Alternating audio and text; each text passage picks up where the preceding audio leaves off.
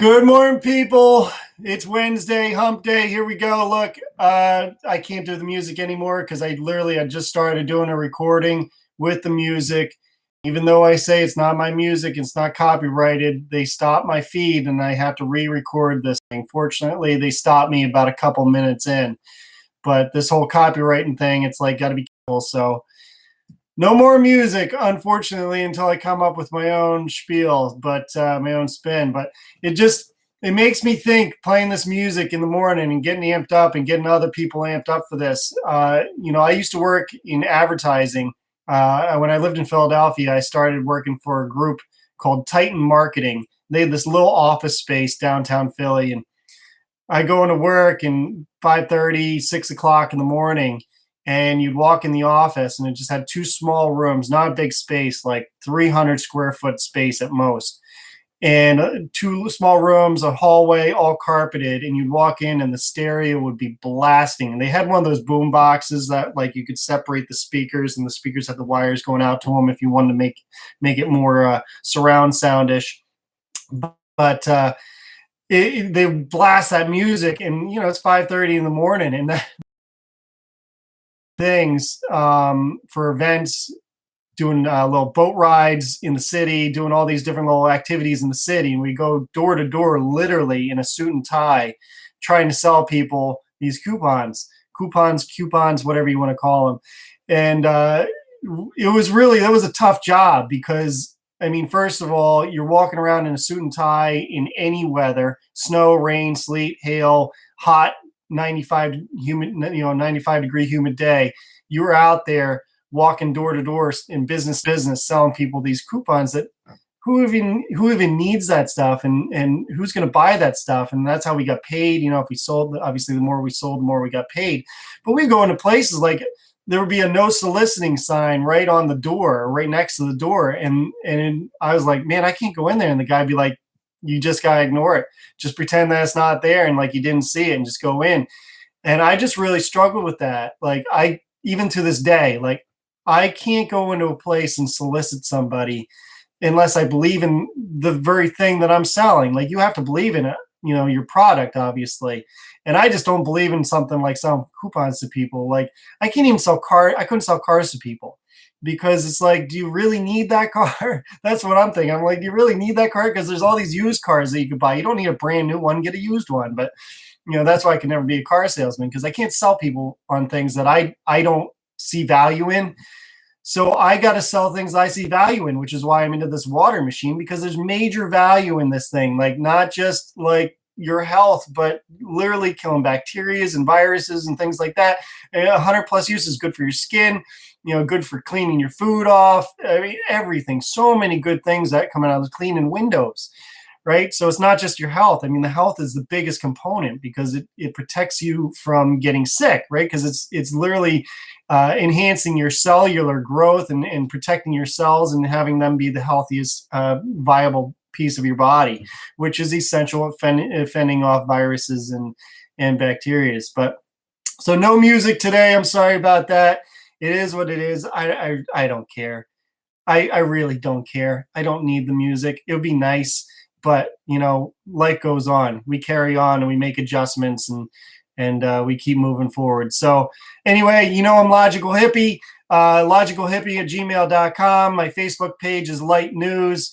If you want to keep up to speed on things, please share my page, my info, subscribe to my YouTube, like and comment on the YouTube videos. If you like the content that I'm spinning out here for you, if you're picking up what I'm putting down, if you can spread the information and share the news and like what you see, please subscribe and be a part of it, because it's the best way that I can make an impact on people. I know a lot of people so far are supporting what I'm doing, and I appreciate everybody that's watching these videos, because I know time is limited in our days. We're busy with the whole C-19 thing that's going around. I mean, people are stressed out and having a hard time, and we need a positive message out there that people can grasp with, and it's not just a positive message, but it's truth, and it gives you the opportunity to think for yourself on how to improve your life and make a difference in this world, and we need that. So getting right down to it, like I've been doing the last couple days, I want to just do a 10 to 15-second prayer. Watching my video yesterday, I don't want to talk too much before doing the prayer, so I just want to get to the prayer and do it and be thankful for life right now. So, like I say every day, take this time, close your eyes, think about all the things that you're thankful for, all the things that you're grateful for, and I'll start us off with our prayer, and that gets us going, gets us on the right foot, and then we can get down to business.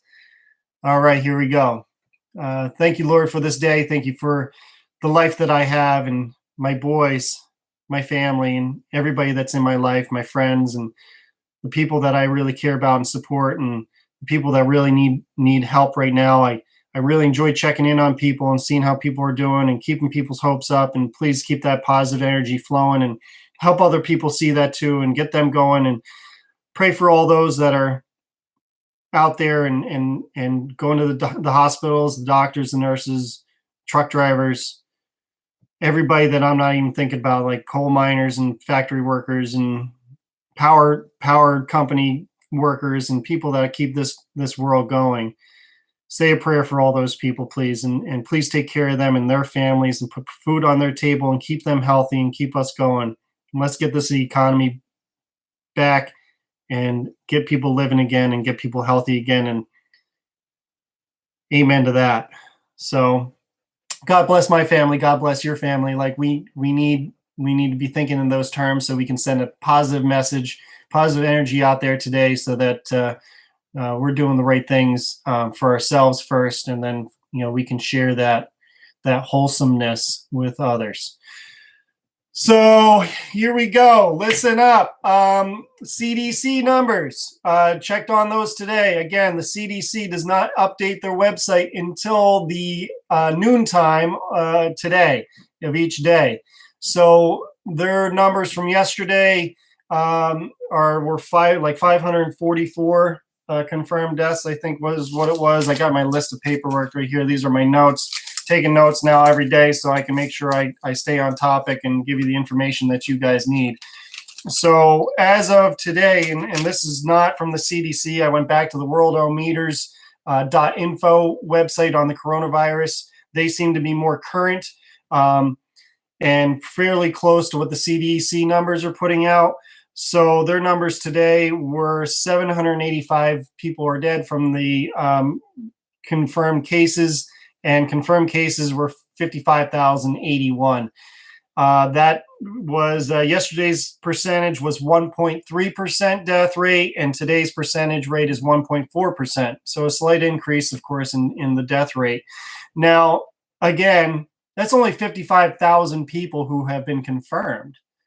I'm not sure how many people have been confirmed or not confirmed or confirmed negative testing for this. But 55,000 people is not a lot of people. If you really think about it, it's like one of the small cities in Maine is like 50,000 people.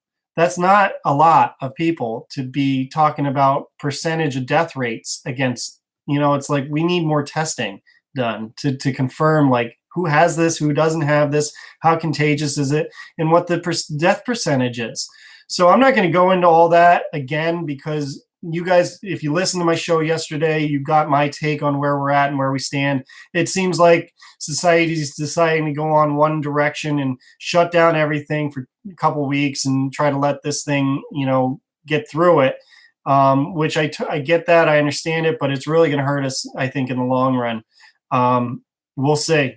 We'll see how much this does and what this does to the country. But good news is that the government finally came to a bipartisan agreement on a $2 trillion funding bill. I don't know if that's a good thing or a bad thing. It's just more borrowed money. But we need to help people in a time of crisis. So that's what our government's for, is to make sure society keeps moving with whatever they decide is the best avenue. And whether it's the best avenue or not, I mean, time will tell. To me, when you start talking about $2 trillion of debt, that's never a good thing when we're already, 22 trillion in debt as a nation. It's like money doesn't mean anything to anybody anymore. It's just friggin' paper, ink printed on paper. So unless money's backed by something, If your money's backed by gold, then it's worth however much gold you have. If you don't have enough gold to back your paper currency, then your paper currency ain't worth anything. So, at any rate, I gotta. I'm always going to give you some positive news, because I gave you the negative news to start, and we're going to try to finish everything else on kind of like a positive spirituality sense of life, and how we should be approaching everything every day. A lot of the lessons that I get are from, being with my kids, working with my kids, dealing with them, their differences. I'm a single dad. Like, I have my kids 99% of the time.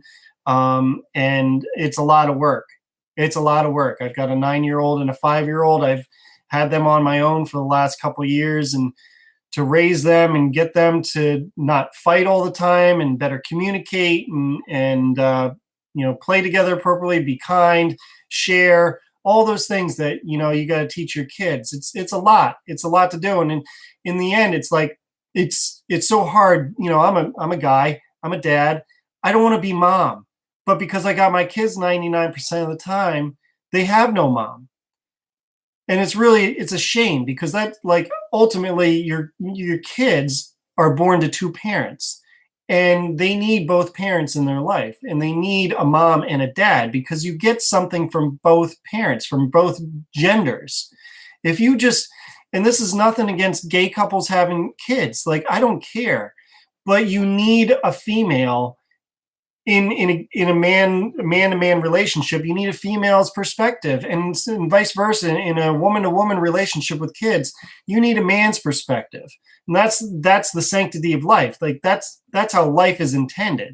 Like, without one or the other, you can't have life. You can't create life. You need a man to create a child, and you need a woman to grow it.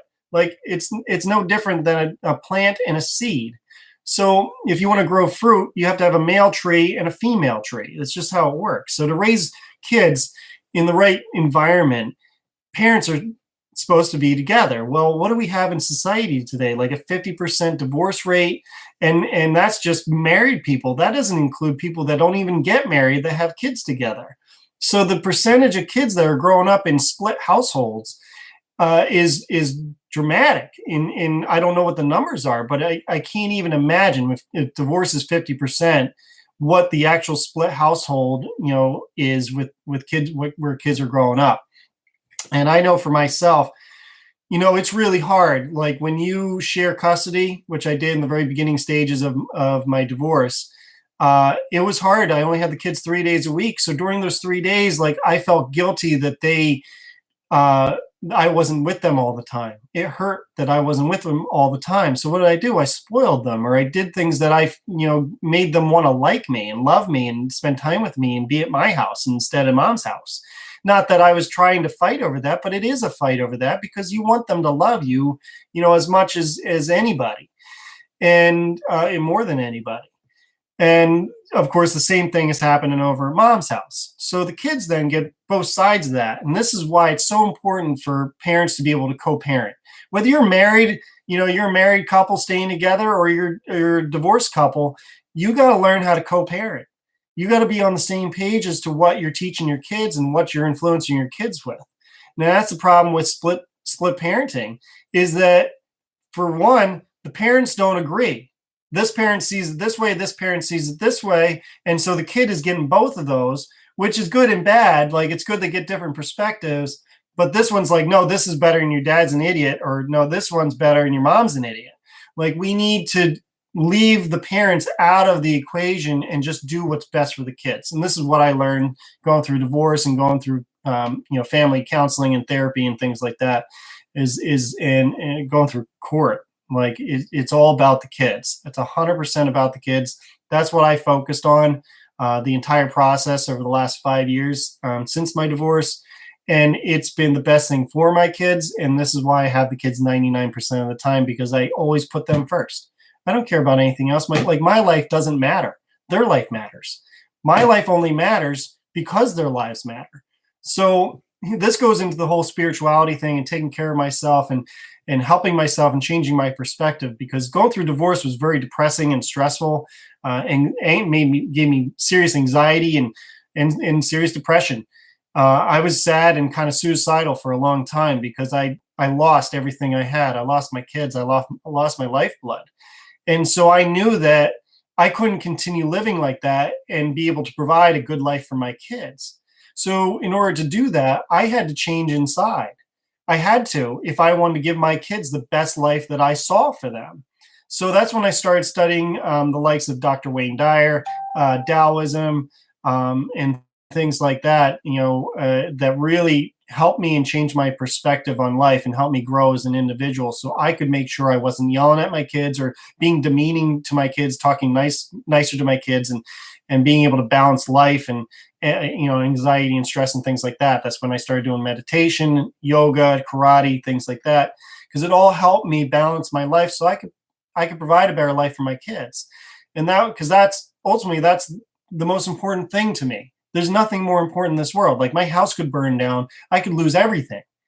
As long as I have my two boys, I really don't care. Like, I'll go live in a truck, right? The only thing that mattered to me was my boys. So I fixed myself by studying and learning and educating myself on how to be stronger inside and reaching that inner soul, that inner strength. And you can look at me now and say, man, you make it look easy. Trust me, it wasn't easy. It was not. I like suicidal thoughts for a long time because life just wasn't. I saw no good in life. I didn't see any positives in life. Life didn't seem worth living, and really, the only thing that kept me alive was my kids, because I couldn't imagine leaving my kids with no father. And I love them to death. I literally love them to death. I would do anything for them. I would step in front of a bullet for them. And they're just the most amazing kids. They've come a long way over the last 5 years through the diligent parenting, etc. And so, anyway, I could go on. I could go on and on and on. I could do a whole separate episode on these kids, and maybe that's what I'm doing anyway, because I'm not really talking about my list right now, which is totally fine because I enjoy just kind of dialoguing and helping y'all with the knowledge that I have and helping share that with you so you can do a better job for yourselves too. Because what I'm getting at with this whole parenting thing is I had to learn how to be mom and dad, which I didn't want to be mom. I just wanted to be dad. But I didn't have that choice. I wasn't left with that choice. And I know there's a lot of single moms out there and a lot of single dads out there that struggle with this same thing, is that they just want to be mom or they just want to be dad. And they don't have that choice because they don't have their partner there that's there to help them.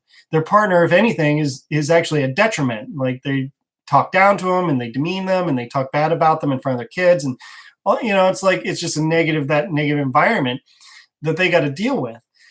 And so having to be mom, I'm like, I'm not mom. I'm not a woman. Like, I can never be mom, right? Well, I mean, yes and no. I mean, I had to learn.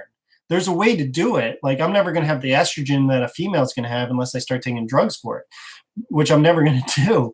But I can still mentally get there. There's a way to mentally kind of be there. And what it really is like the mom is more empathetic, more sympathetic to the children. They're more of the healer, the loving, portion of the child. It's known in psychology that it's essential for a child to be around their mother between the ages of 0 and 5. And then, as they get older, between 5 and 8, they start to branch more towards their father. And then their father's there for that logical reasoning, non-emotional, because women are a little bit more emotional than men typically. And men don't show it. They're a little bit more just like stiff and stern and, get out, put your boots on and get up and go do your work. And so when the kid gets up to the age of about 9, they start to kind of transfer into that man's world. And especially if they're a boy. I look at older living of like the Spartans, and they would send like their 7, 8-year-old out there to fight a wolf. They'd practice sword fighting when they were 7 years old. It's like, okay, my kid, I haven't even trusted him touching a gun yet. It's like, or I barely trust him like splitting kindling with a hatchet or whatever, any hitting a nail into some wood with a hammer. I barely trust him to do that, let alone like, here, let's go sword fight. And then I'm going to send you out into the wild to fend for yourself. Right. Like, no, we're not there right now. Not unless I was training him. I mean, if I was training him from the very early ages to do that, like if I was a car mechanic, my kid would grow up to be a car mechanic, or at least be interested in cars, and you'd be under a car all day with me. And whatever you do, your kids are going to do. Whatever you're interested in, your kids are going to be interested in too, most likely. So we're the greatest influencers of our kids' lives. Like you dictate what your child is interested in based on what you do. So choose wisely what you do in your own life, because that affects your child 100%. My dad was really into sports. I was really into sports too. I always have been. And whatever else. Like my dad loves sailing. I'm not as big into sailing, but like we all have kind of our things that we really enjoy. Like my eldest loves fishing and he loves hockey. My youngest, he's okay with fishing, but he loves basketball. Two totally different. I didn't make them like either one of those things. They like those things on their own based on their personalities. But there's other ways that we shape them based on what we do, practice habits, things like that. Do we make dinner at home every night? Like my kids are interested in cooking because we're always making dinner. We're always making food. We make breakfast, lunch, and dinner from scratch. Like I'm not making food out of a box. I'm making food from, vegetable farm to table. So they're interested in that too. My eldest, since he was 6 years old, he sat on the kitchen counter and watched me cook. 6 months. He was interested in that. And I was interested in letting him watch. And that has blossomed into him being an actual, like, helping me in the kitchen kind of stuff, cutting vegetables up for salads and, stir fries and things like that. So what we do is essential to what our kids do. I gotta talk to you about this book. So y'all remember the Goosebumps books. I'm gonna go get it. Give me like, all right, check it out. Y'all remember these books, right? Goosebumps. It came from beneath the sink. So I found these books at my mom's place because I used to read these as a kid. I always liked these stories. So I'm reading this book to my eldest last night, and we're down to the last chapter, chapter 28. And it's so fascinating to me because this book is about a sponge that these kids find underneath their sink that happens to be alive, that is super gross and nasty, and it feeds off of negative energy and things like that. So the more negative you treat it, the worse things get. And it's a life-threatening kind of sponge. It's kind of a funny story. So I'm reading this and I get to the last chapter of this book, and the child finds out that if she's nice to this sponge, that the sponge stops doing nasty things and it withers away into nothingness. So she starts being kind to it, because the whole story, they're being mean to it. Like she's trying to destroy the thing and run it over with her bike and hit it with a hammer and break it up and destroy it. And every time she's mean to this thing, it grows bigger and grows worse and makes more bad things happen.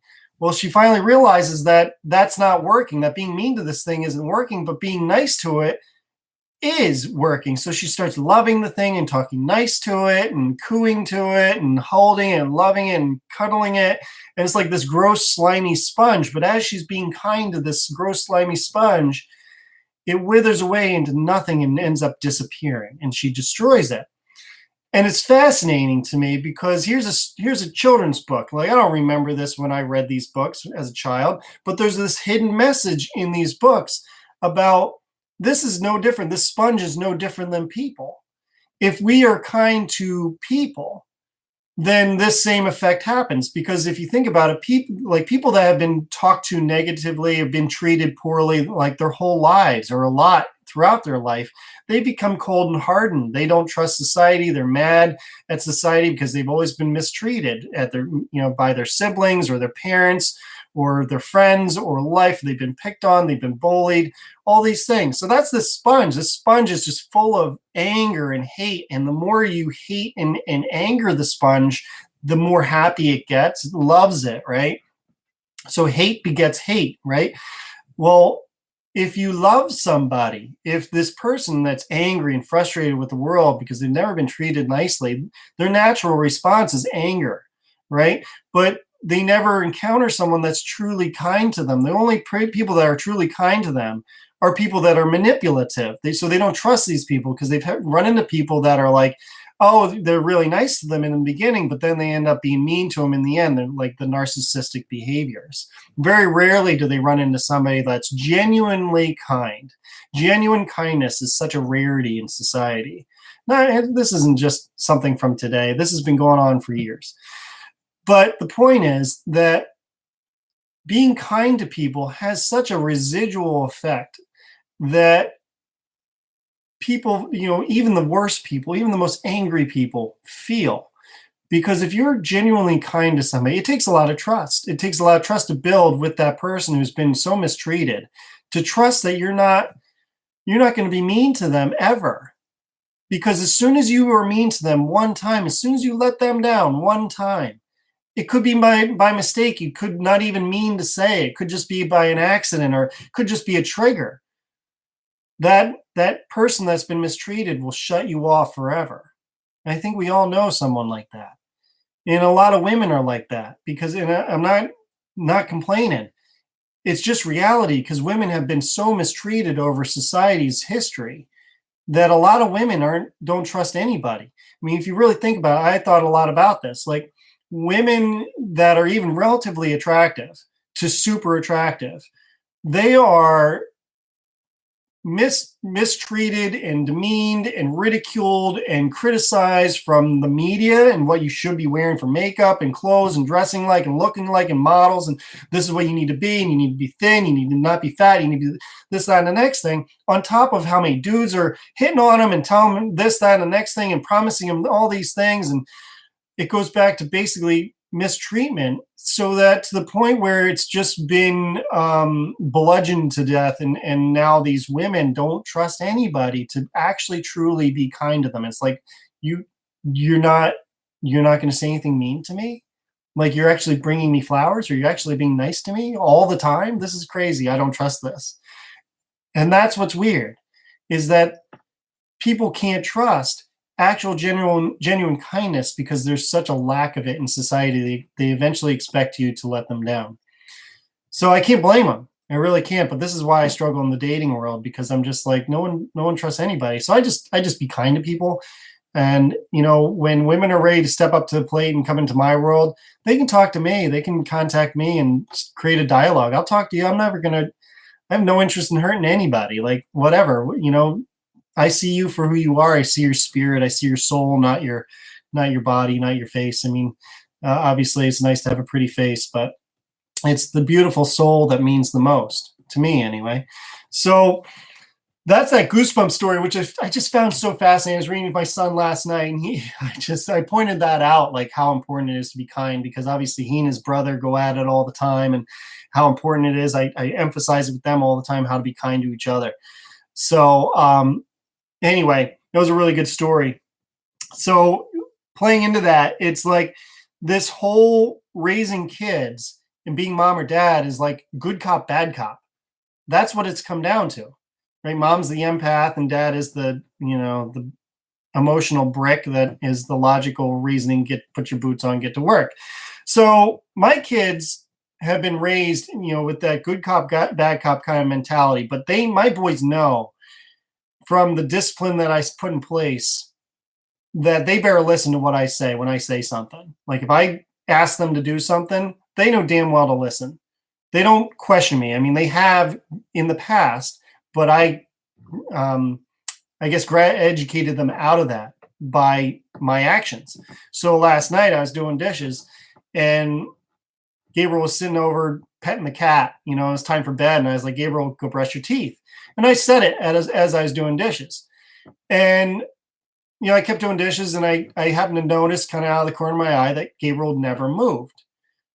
So all I did was turn around and give him a look.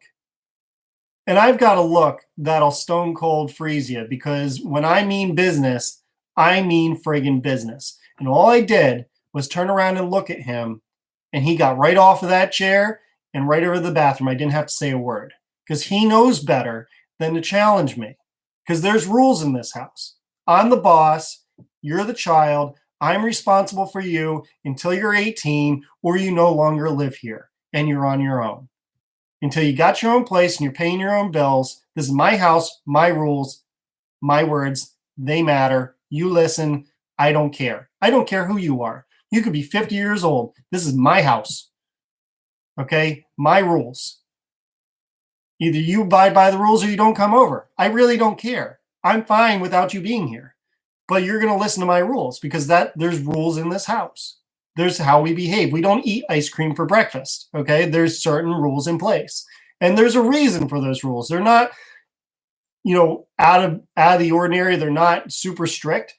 It's respect and morals and integrity and honesty and all the good things that you should be practicing every single day. That's what I encourage for my kids. I also, with the discipline, this is the good cop, bad cop. So there was like the harsh cop, being hard on him. Here's the good cop. I constantly encourage my boys. I constantly tell them how proud of them I am, how proud of them I am of them. Is that, I don't know if I'm messing that up. How proud of them I am, right? So it's like, I'm super proud of you. You handled that situation really well, or you're really nice to your brother today, or that was really kind. That was a really nice gesture. You thought of somebody else before yourself. Like, I constantly encourage that kind of thing.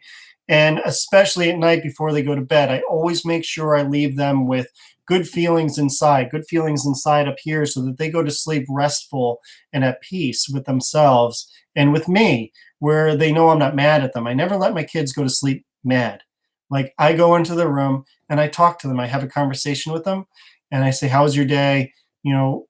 Anything you'd like to talk about? I thought you did really good today with this, that, and the next thing. These are things I'd like you to work on, but you're such a great kid. You've done so good, and I'm super proud of you. You have a good sleep. We'll see you in the morning, et cetera, et cetera. And that's the duality of life. The duality of life is that there's a good and there's a bad. There's a positive and there's a negative. For every decision, there's a choice that, there's a good thing and there's a bad thing that comes out of it. Just like what's going on with the government today, and this is a whole virus. There's a bad part of this virus that kills people. It's shutting us down. It's doing its thing. But there's also a good part of this virus that is encouraging people to be back together as families and helping their neighbors and doing all the right things in life, and maybe getting back to more of an honesty, integrity, better morals type of society. I like to see that, more responsibility. So there's always that duality of life. And so with that said, I got to talk about this whole virus and the information that I discovered yesterday, and that's been really intriguing as far as what this virus attacks and how it attacks. And again, I'm going to tell you outright, I'm not a doctor. Like, I'm never going to pretend to be a doctor. I just research what doctors research, so that I can, when I do that research, I can relay that information to you so you can make a decision. You can check the sources. You can check out, what I'm putting down. If you question it, that's fine. I'm not afraid to question what I'm telling you, but I'm researching these things so that I can help you understand them and learn them, because I know not a lot of people have the time of day to go in, or even the know-how to go in and find out this information. So I'm learning that this virus, and a lot of viruses, don't live beyond the pH level of 8.0. And that's why this hydroxychloroquine, I might have gotten it right this time, is effective on malaria, because malaria is a virus as well that doesn't live in a pH level body that's above, again, 8.0. So that's why this HCQ works on malaria, and that's why they think it'll work on this coronavirus. Now, unfortunately, they haven't done a lot of tests on HCQ on the C19, which to me, Trump was touting that it could be a possible cure to this thing. They just haven't done the testing of it on people. Now, of course, I keep saying it, there's cause and effect with everything. It may, HCQ might stop C19 in its tracks, but what are the side effects to it? And I found an article today from nature.com that I posted on my Facebook page that talks about how they found the results of the HCQ on immune disorders and viruses and things like that, and how they believe it does work, but there's not enough clinical trials. So that's the good news. The other good news is that there's a water that you can buy that is higher in pH than this what the virus lives on. So the 8.0 that the virus can live at, it's not super stable. Like if our cells are at an 8.0 pH, the virus is not stable at that level. It's not going to it's going to struggle to survive. It's going to struggle to live. It's going to struggle to attach to a host, and it's going to struggle to duplicate. And see, the thing is, the virus is going to attach itself to the weakest link, right, to the weakest cell. So then it's going to infect the other cells. Well, if all of our cells are relatively healthy at 8.0 pH or higher, then this virus literally can't even penetrate the cell. Literally, like this isn't like hootenanny, witchcraftery, doctory BS that I'm spinning on you. This is the fact. It doesn't live above 8.0 pH. Does not. So if you are drinking water that is 8.5, 9.0, 9.5, or 11.5 pH, the virus literally can't live. Now you need to be at that level. Your cells need to be at that level continuously, which means if you're going to drink like this type of water, you have to have been doing it for 3-4 weeks so that you can refresh all of the cells in your body. So you got about a month of drinking this water to flush your system, be that healthy, and have your cells be that healthy at that level of pH. So there's a water out there called essential water. In fact, my cousin, her husband sells essential water, and they have like cases of it in their house that they sell to people. Something I think you can buy at Walgreens, I heard. A friend of mine, she buys them. You can get a case of 6 for $10, taxes and bottle deposit included, gets you around $12 for a case of 6. So that's $2 a bottle. She drinks two of those bottles a day. So there's $4 a day that she's spending on this essential water. That's 9.5 ionized water, right? Which is basically the same kind of water that's coming out of the machine I got, right? So, but the difference is these water bottles are in storage in warehouses for months, if not over a year at a time. So that ionization actually, it starts losing its power after just a few days of being contained. So a bottle that sits in the warehouse for months or a year at a time, by the time you get it, it really doesn't have that electrified, abilities, which is fine. It still has the 9.5 pH, which is the beneficial portion of it that fends your cells, builds your cells up to fend off this virus. So someone that's just healthy, that like eats healthy foods, vegan, vegetarian, whatever, if they're still at a low pH level in their cells, drinking low pH waters and fluids, then they're still going to have a problem with this virus, which is why we're seeing even healthy people struggle. That actually healthy people that contract this virus. So it's literally comes down to the pH level in your body. And so we need to up people's pH. Now, I don't know if this is the solution, but it seems pretty likely that this is the solution, since this is what they're using the hydroxychloroquine for, it spikes, chemically spikes your pH level above 8.0, which helps fight off malaria and other viruses, including potentially, without clinical proof, potentially the C19. So, but see, the thing is, it's just a chemical alteration, which means that so often you got to be taking that pill again to keep raising your level of pH. Well, there's side effects to the drug. So you continuously take this drug and you're going to have side effects that are as bad, potentially, or worse than the C19 itself. So you got to be really careful, which is why you need to just drink water. You just need to hydrate properly. So my suggestion to you is go out and buy 9.5 pH essential water. Or, that's $4 a day just for two bottles. Or you buy one of these machines, which costs you $5 a day.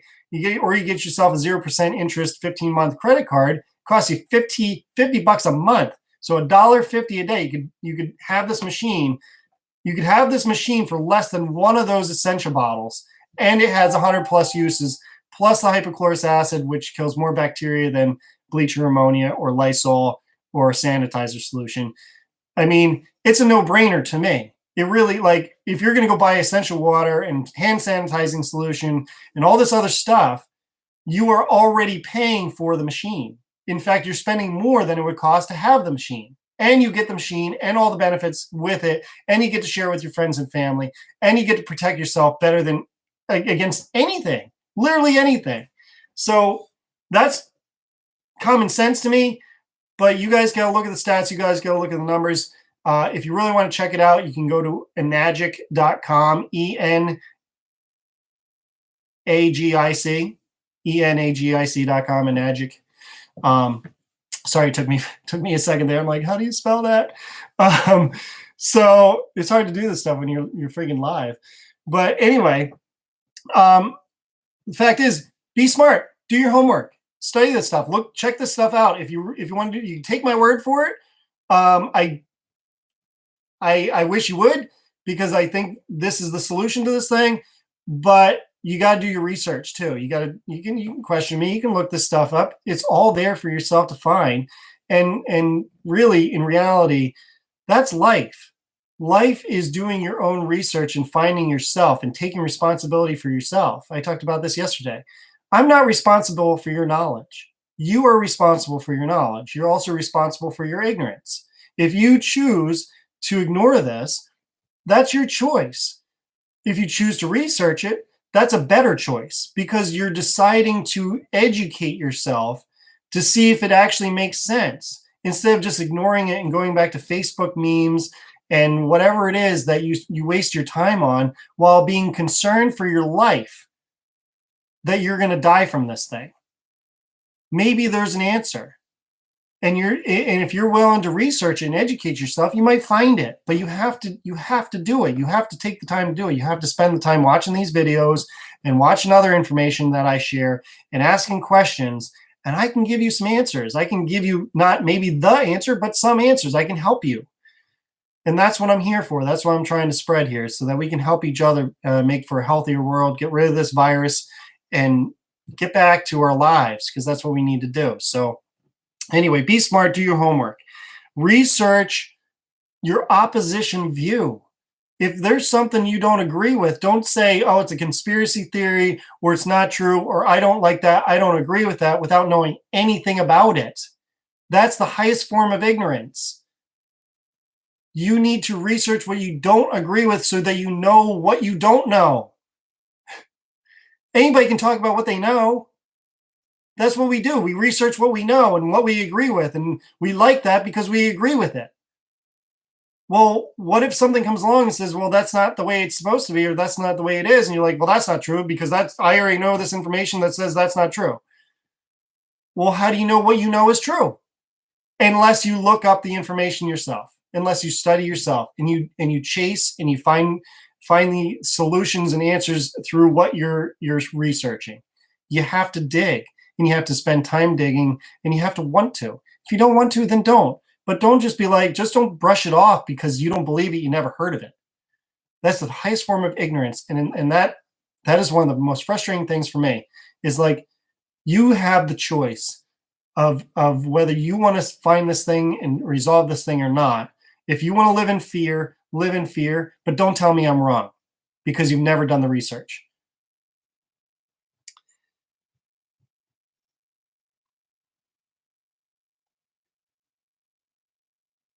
That's the duality of life. That's the paradox of life, that everything has a purpose. Everything is purposeful. This virus is purposeful. You listening to this video has purpose. Me giving this message is purpose, which is why I do it. Talking to God has its purpose. And even the things that you don't like, especially the things that you don't like, have a purpose. That's the paradox, is that something exists with the opposite also existing. Even though it's a detriment to itself, it's also a benefit to itself. Like the black fly. Like, we got these things called black flies in Maine. They are awful. They're like little vampire bugs, and they're teeny, and you don't feel them on your skin. They only come out in the spring. You don't feel them, and all of a sudden you're bleeding, and they hurt, and they itch. The same thing with mosquitoes. They bite you. And ticks. Like, what on earth are the purpose of ticks?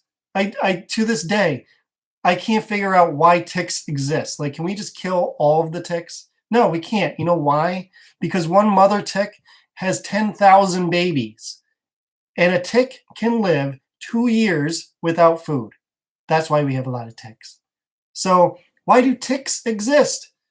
All they're doing is spreading disease and eating moose and killing them in droves and living on turkeys and coming and living on our pets and giving us Lyme disease and other nasty bacterial virus things. Like, can ticks just be God, can you please get rid of ticks? That would be wonderful.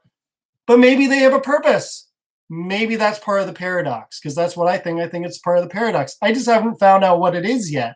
Like, what are black flies good for? Something eats black flies. I know bats and dragonflies eat mosquitoes. Do they eat black flies? I don't know. But they eat bugs and things like that. But it's like everything has a purpose. And when you start realizing that everything is purposeful, then you realize that your life is also purposeful. And you just have to find it. Last and not least,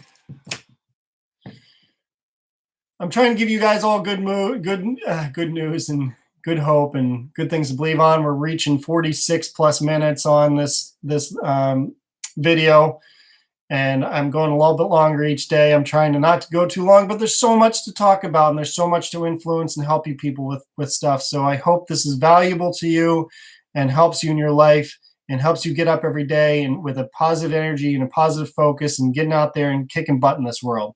So, excuse me. One last thing I got to just say is, my boys are young, and pretty much every night, at some point during the night and right before the morning, one of them or both of them slip into my bed with me. Like, I got a nice king size bed, super comfortable. They're in their own separate rooms and single beds. And at some point during the night, one of them or both of them slip into bed and sleep next to me. And it's like, I get like this morning, I get a king size bed. I'm on one side of the bed, and my youngest is right next to me. He's got the whole other side of the bed, but no, he is right next to me. And, and for a while there, I kind of felt like maybe I shouldn't be allowing this because I don't want to, cater to them and make them feel like, soft or, wimpy or babyish or whatever. But, honestly, it's not for very long. Like, they're only little for so long, and eventually they grow up and they stop wanting to be in bed with you and snuggling up next to you and loving you and hugging you and being loved up. And if they're in bed with me, there's a reason that they're there. It's because they need me and they love me and they want to be next to me. They want to be close to me. And I've just accepted it. I love it. I appreciate it. It's been going on for a couple of years. And I honestly, it's so wonderful sometimes to wake up next to them and just talk and whisper softly in their ears how sweet they are and how nice it is to wake up next to them in the morning. And, life is precious. Life is short, and you never know when it's going to end. So you got to appreciate each moment and love your kids and love your family and love your friends, love your neighbor, be kind, spread that kindness and love. And that's what makes the world go round. So my job, I'm raising 2 loving, kind, sweet individual kids. And hopefully when they get older, they're going to be the ones that change the world too. So I'm going to leave you all with that. I hope you all have an awesome day today. Kick some butt out there. If you're quarantined, spend some time doing some research and reading and educating yourself. Take some time for yourself. Play some music. Listen to music. Whatever it is that you do, whatever makes you tick. I would recommend getting away from the television, turning the news off. Don't listen to the news. But limit your TV time, limit your screen time so you can be out in nature or out, educating yourself and enjoying the environment and what you got and the space that you have now, and take that time for yourself and take it for your family. So God bless you all, and we'll see you tomorrow. Have a good one.